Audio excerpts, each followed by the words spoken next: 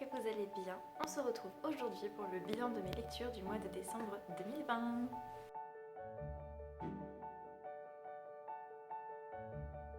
Alors ce bilan va être un gros bilan puisque j'ai 24 bouquins à vous présenter. J'espère faire ça assez vite quand même puisqu'il y a des séries entières, donc je vous présenterai la série d'un seul coup. J'ai effectivement beaucoup lu pendant le mois de décembre, on va dire que c'était la fin de l'année, voilà, il y avait le confinement encore, enfin, j'avais besoin de me détendre et j'ai lu pas mal de trucs. J'en suis la première surprise, mais j'ai pas mal de choses à vous présenter parce qu'il y a eu des hauts et des bas. On va parler de tout ça maintenant. Le premier livre dont je vais vous parler, c'est un livre dont je vous parle déjà depuis 2 vidéos, c'est-à-dire depuis 2 mois. Il s'agit des Frères Karamazov de Fyodor Dostoïevski, que j'ai enfin fini. Voilà, je me félicite moi-même. J'ai fini 33 heures d'écoute, voilà, j'ai enfin fini l'histoire.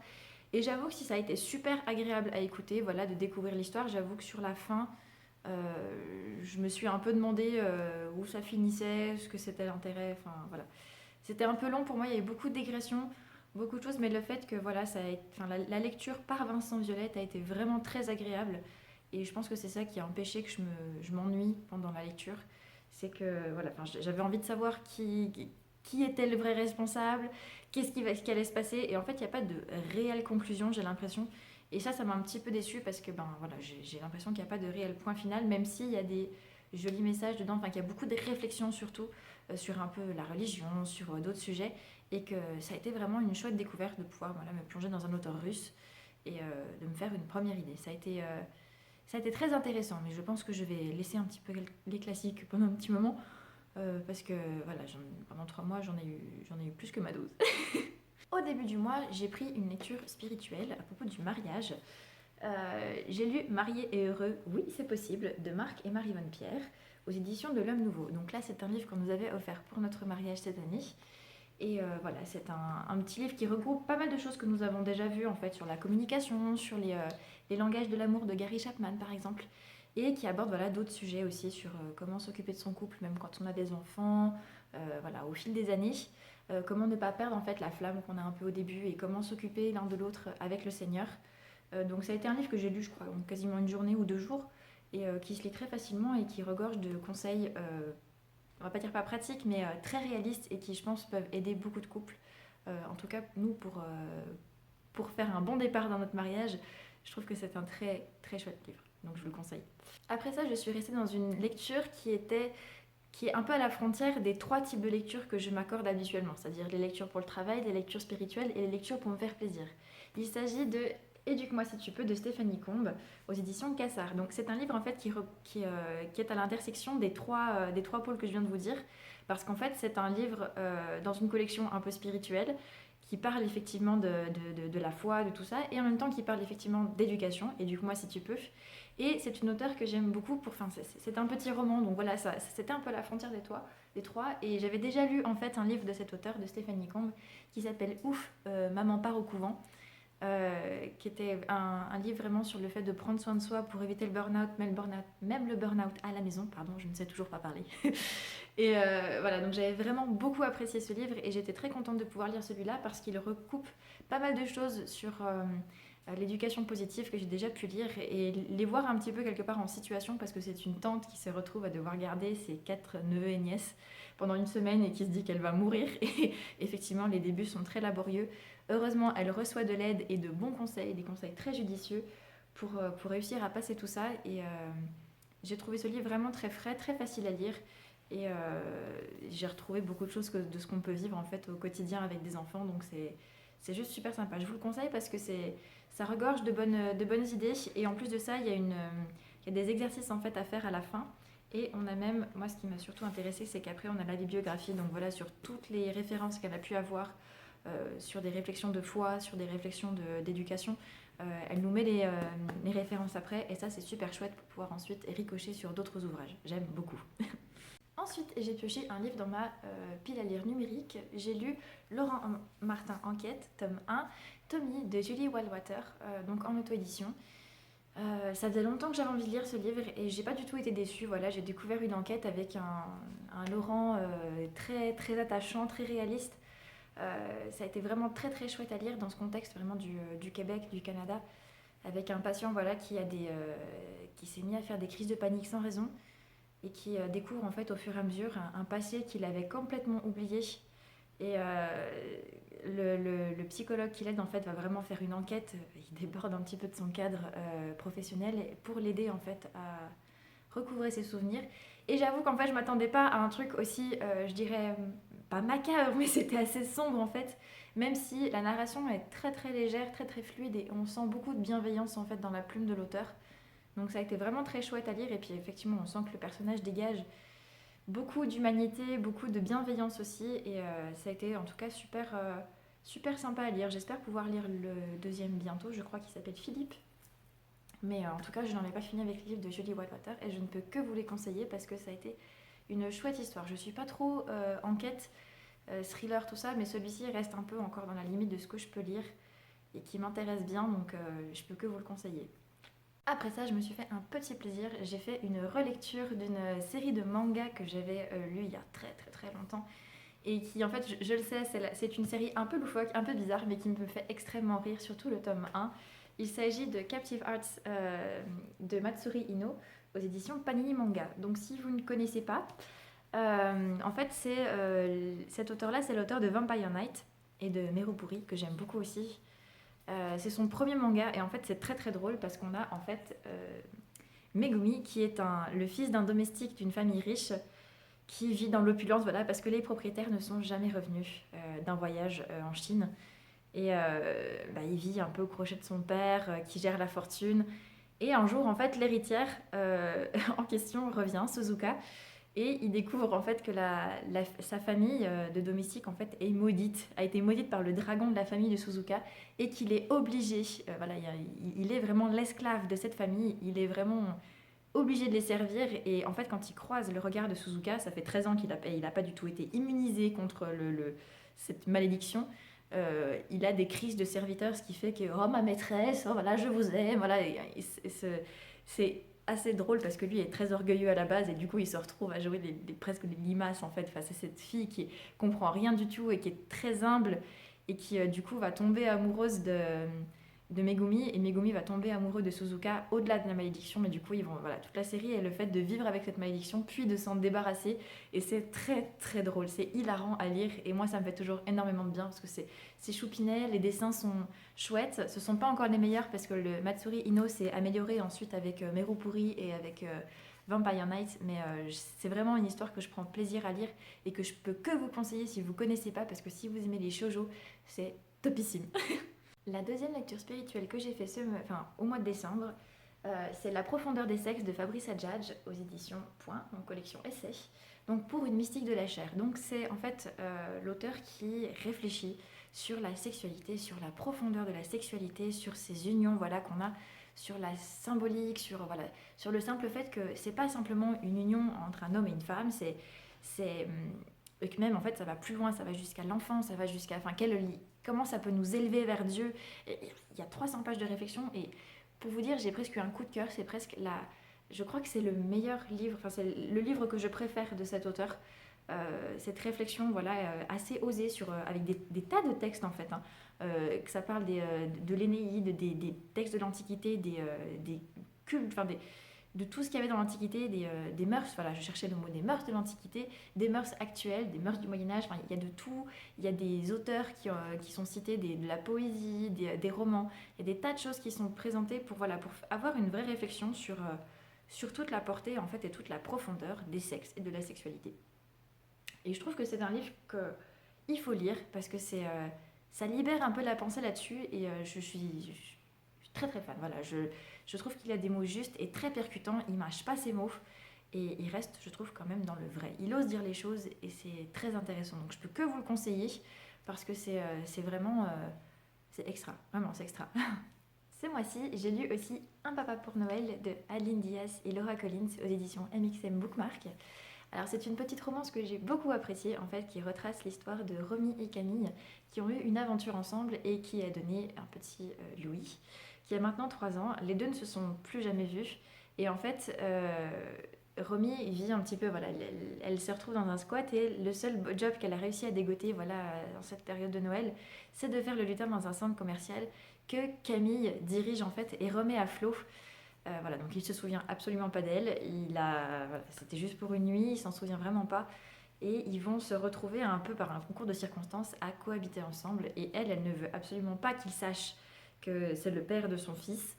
Et elle ne veut surtout pas s'attacher. Et puis voilà, lui, il a déjà d'autres choses en tête. Et en fait, la romance va naître quand même. Et c'était vraiment... Enfin, il y a, il y a un truc voilà, un truc tout doux, un peu comme si vous preniez un chocolat chaud près d'un feu en hiver, voilà, près d'une cheminée. Et en même temps, il y a cette sensation que ça crépite. Il y a toutes ces émotions qui sont enfouies, ces désirs, tout ça qui remonte et qui là aussi crépite. Donc voilà, près d'un feu qui crépite, on a l'impression d'être juste au milieu entre ce chocolat qui est hyper onctueux, c'est tout doux, tout bien, et ce feu qui, voilà, qui nous prend, qui nous réchauffe, qui, voilà, et c'est vraiment voilà, c'est exactement le genre de romance de Noël que j'aime lire, ça a été extra.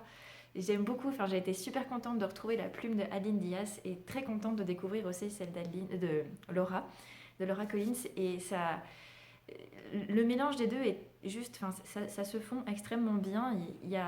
Elles offrent chacune une personnalité à leurs personnages respectifs, parce que je suppose qu'elles ont écrit en fait chacune un personnage, et en même temps ça se mêle très très bien, il n'y a pas de contradiction, c'est très homogène, donc je peux que vous le conseiller parce que ça se lit rapidement et ça fait du bien au cœur, au moral, à tout en fait, donc voilà, c'est parfait pour cette saison hivernale, même si on a déjà passé Noël, c'est topissime, donc je peux que vous le conseiller. Après ça, j'ai lu Mon précieux. Oui, j'ai envie de faire ma voix de Gollum. Ça n'a aucun sens, mais c'est pas grave. J'ai lu Une chance sur un milliard de Gilles de Gardenier aux éditions Flammarion. Et ce livre, en fait, a été une claque. Une claque, mais... Habituellement, voilà, je me dis, je vais lire les livres de Gilles de Gardinier, ce sont mes préférés, ça me fait du bien. Je me pose, je réfléchis pas. Et là, on commence en fait avec un héros, voilà, et qui a à peu près mon âge, 1 ou 2 ans près, et qui se découvre, voilà, euh, une maladie qui, voilà, ça lui laisse pas... Enfin, ça le fait beaucoup réfléchir. Et moi, je m'étais dit... S'il m'arrive la même chose, je fais quoi? Et qu'est-ce que je fais de ma vie? Est-ce que voilà, donc je vous laisse imaginer le gros stress que j'ai pu avoir en fait en ouvrant ce livre, en lisant les 6 premiers chapitres, je crois, je me sentais pas bien du tout. J'ai fait bon, allez, continuons, continuons. Si j'ai de le gardiner, ça va forcément aller mieux. Effectivement, c'est allé mieux. Mais je me suis pris une grosse claque quand même avec cette histoire. Ça m'a fait beaucoup réfléchir et je pense que ce livre va continuer de me faire réfléchir encore longtemps. Ce qui est pas un mal. Parce que voilà, ça tombe très très bien en fait pendant la période dans laquelle on est. On réfléchit à ce qui est important dans nos vies, à ce qui vaut la peine d'être vécu, à ce qui ne vaut pas la peine d'être vécu, au combat qu'on doit mener ou pas. Et effectivement, si on devait mourir demain, si on devait tomber malade demain, qu'est-ce qui se passerait? Qu'est-ce qu'on choisirait de faire? Et je pense que c'est très important d'y réfléchir. Et ce livre, en fait, voilà, le début est assez dramatique. Et en fait, comme d'habitude, Gilles Le Gardinier a su implanter sa légèreté, son humanité, sa bonne humeur là-dedans. Donc c'est un vrai plaisir à lire et on n'est pas du tout dans un ton dramatique. Ça nous remet juste en fait les yeux en face des trous et pour vivre une histoire qui est assez envolée. Et du coup, c'est super chouette à lire, même si puis en plus l'élément fondateur, voilà, qui fait réfléchir le personnage, c'est qu'il s'est retrouvé face à une multitude d'araignées. Je suis arachnophobe. Vraiment, ce livre au début a été une grosse claque et une grosse frayeur. Mais ça a été vraiment un chouette livre. C'est pas mon préféré pour bien des raisons, mais je l'aime énormément et je peux que vous le conseiller parce que, encore une fois, il fait mouche et il sait parler au cœur. Donc n'hésitez pas. Après ça, j'ai pris encore une lecture en numérique. J'ai voulu découvrir Daken de Mathieu Biasotto en auto-édition. Alors, là aussi ça a été un peu... Je me suis dit dans quoi je suis plongée cette fois. On a en fait une héroïne qui, après une soirée à laquelle elle se consacre en fait pour aller sur la tombe de sa mère, où elle boit, elle se défonce un peu la tête pour oublier qu'elle a perdu sa mère et tout ça. Elle revient chez elle et chez elle, elle trouve Daken qui prétend être son compagnon depuis une année, sauf qu'elle n'a absolument aucun souvenir de lui. Alors j'avais vu le résumé, je me suis dit ok, ça peut être intéressant. Et en fait, c'est waouh, c'est super intéressant, hein, mais c'est 500 pages où on se demande mais attends, mais quel est le cerveau assez tordu pour imaginer ça? J'en étais à là, j'étais là. wow, c'est tortueux comme histoire et pourtant c'était super intéressant, c'était chouette à lire, même si ça va un peu vite effectivement parce que ça se base sur pas mal de choses, mais ça allait presque un peu trop vite à certains moments pour moi au niveau des sentiments qui se développent. Mais ça a été assez chouette et même si j'ai eu l'impression que c'était un peu explosé comme scénario, ça a été une chouette découverte et je pense que je me pencherai sur d'autres livres de Mathieu Biasotto parce que c'est très bien écrit. Là, par contre, pour la narration, j'ai absolument rien à dire. La plume est extrêmement fluide. Les répliques des personnages sont très dynamiques. C'est sympa à lire et j'ai été assez bluffée par la qualité de narration de l'histoire. Donc, je peux que vous le conseiller parce que enfin, en tout cas, de découvrir peut-être d'autres livres aussi de cet auteur parce qu'il en a quand même écrit un max. Il me semble, si je ne vais pas me tromper, en tout cas une douzaine ou une quinzaine. Donc je suis assez curieuse de voir d'autres histoires, peut-être un poil moins tortueuses que celle-ci. Mais ça vaut le coup parce que si vous voulez savoir pourquoi ça se passe comme ça, enfin, voilà, dès le début, on sent qu'il y a un truc, voilà, il y a un suspense qui se met en place.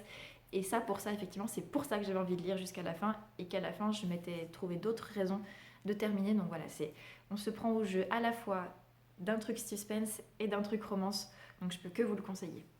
Parlons maintenant d'un livre qui a eu énormément de succès et sur lequel j'ai craqué parce qu'il avait eu énormément de succès. J'aurais pas dû.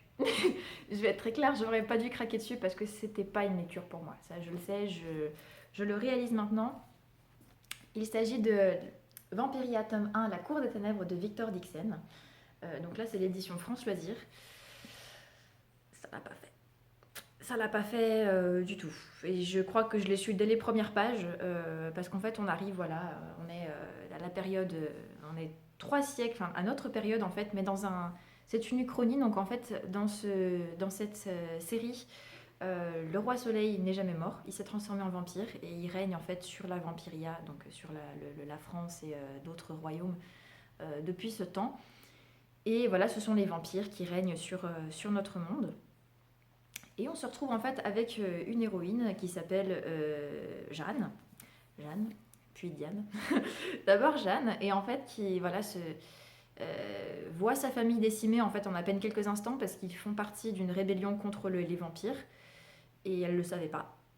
Donc elle s'enfuit parce elle a passé quasiment toute sa vie en fait à vivre, enfin pas à vivre, enfin à faire de la chasse, voilà, pour aider sa famille à subvenir à ses besoins. Donc elle a beaucoup de ressources physiques et voilà, elle va se retrouver en brigadée à la cour des ténèbres en fait, si vous voulez, par un concours de circonstances. Ce concours de circonstances déjà m'a laissé un peu sur les rotules, sur les fesses, parce que j'étais là. Non. Non, et en fait, c'est après que j'ai compris par contre, pardon, le genre de ce livre. Au départ, j'avais présenté sur la chaîne comme étant un livre voilà, de Bitlit. Une uchronie Bitlit, c'est pas une uchronie Bitlit, c'est une uchronie horrifique. Et c'est là en fait que le bas blesse, c'est que je suis pas du tout horreur, mais vraiment pas du tout. Les vampires déjà et moi, on n'est pas très copains. Je m'étais dit, vu que ça parle du roi soleil et que c'est Victor Dixon, je vais essayer. Ça le fait pas. J'ai vraiment du mal avec les vampires et encore plus quand c'est horrifique parce que là, on est vraiment dans la violence, dans le sanglant, voilà, ces trucs-là ne me conviennent pas. On a des créatures bizarres, cheloues, sur lesquelles je ne m'attardais pas parce que sinon je ne dormirais plus la nuit. Euh, voilà, mon petit cœur guimauve a eu beaucoup de mal avec cette héroïne qui est l'incarnation parfaite de la fin justifie les moyens. Et ça, je suis pas d'accord. Je suis clairement pas d'accord avec ce qu'elle a fait. Je cautionne pas ses agissements quelque part, donc j'ai eu beaucoup de mal à m'identifier à elle et à suivre. Voilà, j'étais là, enfin, j'avais juste une seule envie, c'était terminer ce bouquin. Donc c'est une déception pour moi, mais voilà, quelque part j'ai voulu encore une fois essayer de suivre pas de suivre le mouvement, mais de me faire mon propre avis et je l'ai fait. Et pour moi, ça passe pas. Donc je lirai pas la suite. Mais je regrette pas de m'être fait mon avis. Je sais juste que voilà, je ne tenterai pas de sitôt une autre histoire avec des vampires et dans le style horrifique. Même si je dois reconnaître que Victor Dixon a toujours une plume qui est hyper agréable et je crois que c'est ça aussi qui m'a aidé à aller jusqu'à la fin. C'est que sa manière de narrer maintient un certain suspense et c'est quand même hyper agréable à lire. Voilà. Après ça, et même pendant cette histoire, en fait, je me suis fait plaisir en fait avec un cadeau que j'avais reçu à Noël. Si vous avez vu ma dernière vidéo, vous savez peut-être de quoi je parle. J'ai lu les 2 intégrales de Pétain de chat de la puce. Donc en fait, ces 2 coffrets contiennent les 7 volumes de Pitancha, plus le premier volume de Bon Chien. Et j'ai vraiment beaucoup apprécié ces petites histoires, ces petits gags en fait avec des chats qui se prennent pour les rois du monde et qui prennent les humains pour des esclaves. Donc, et puis effectivement d'ailleurs c'est présenté derrière la vérité sur les chats enfin révélée. Et vous pouvez voir, si vous mettez sur pause, vous verrez peut-être les gags.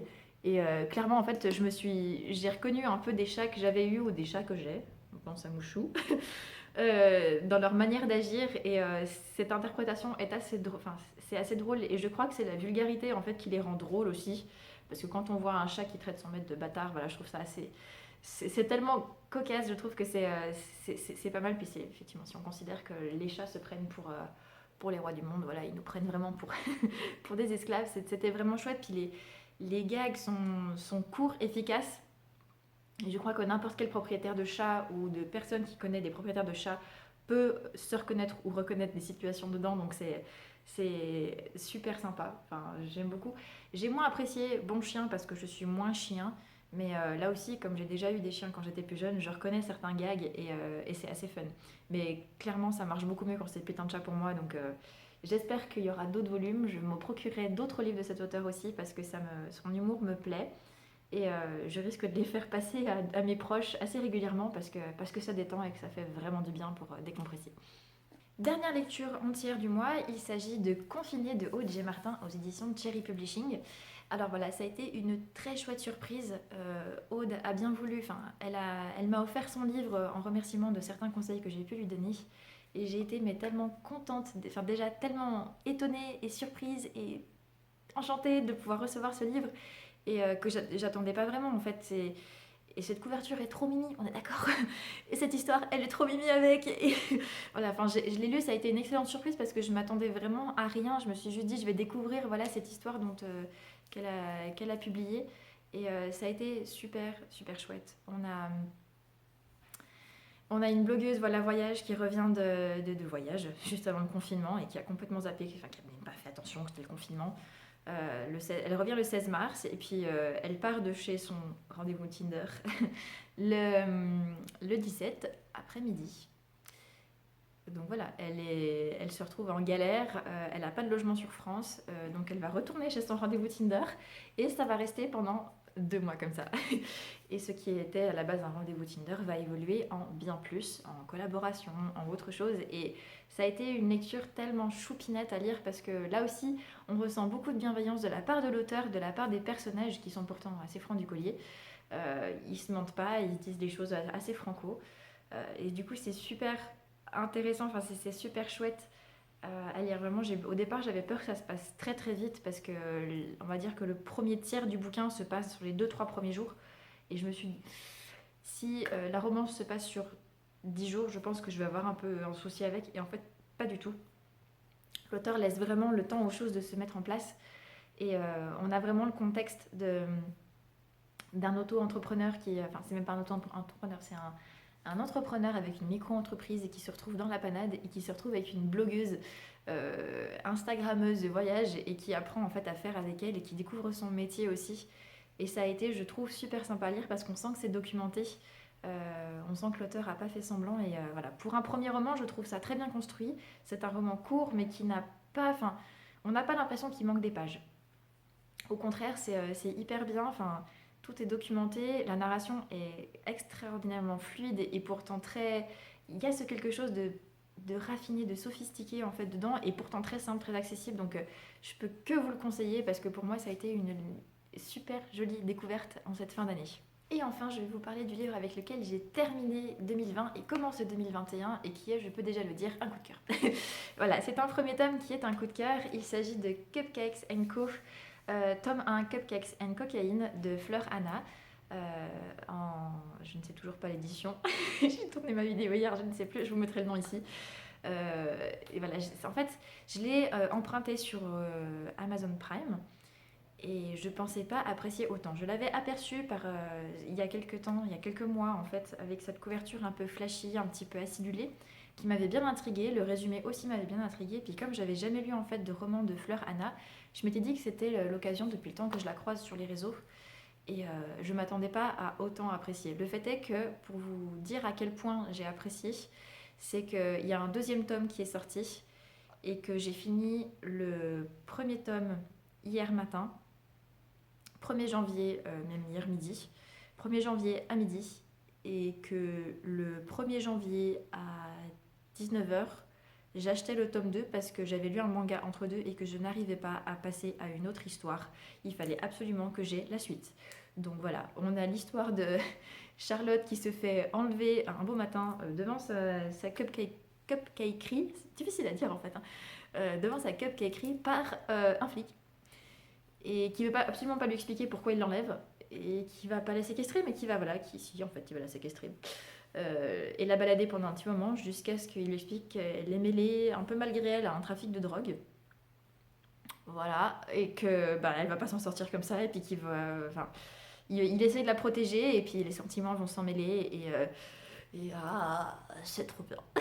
Et j'ai tellement aimé, ces répliques sont tellement vives, c'est tellement. Voilà, ça s'envoie ça envoie de partout. C'est pas seulement une histoire de romance, c'est une héroïne qui a le don d'attirer des embrouilles. Mais vraiment. Vraiment, vraiment. Et elle est tellement drôle, tellement elle-même, elle est imparfaite, elle a parfois un sale caractère, elle est physiquement non plus pas parfaite. Et puis, enfin, ce lieutenant qui est avec elle est absolument pas parfait non plus. Elle l'appelle le cyborg parce il est impassible la plupart du temps, mais elle fait craquer son impassibilité justement. Je suis à fond dedans, je suis encore en train de lire cette histoire et j'arrive pas à me sortir de. Je reste avec Charlotte et Maxence et je suis tellement bien avec ces héros que voilà, je suis.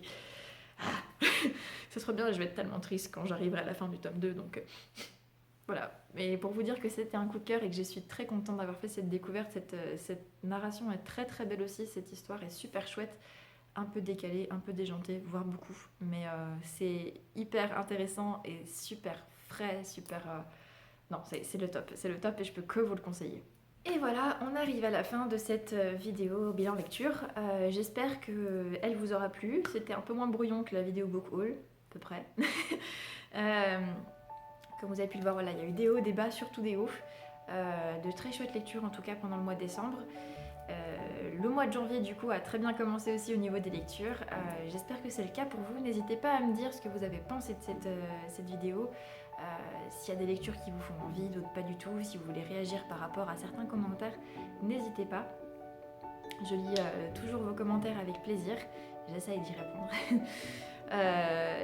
Voilà, je vous retrouve du coup le mois prochain pour une nouvelle vidéo, pour le book haul si tout va bien. Et n'hésitez pas à me dire aussi si vous avez fait de belles lectures le mois dernier, si vous avez reçu de belles choses pour Noël. Et voilà, je vous fais de gros poutous et je vous souhaite d'excellents rêves, qu'ils soient en mou ou non.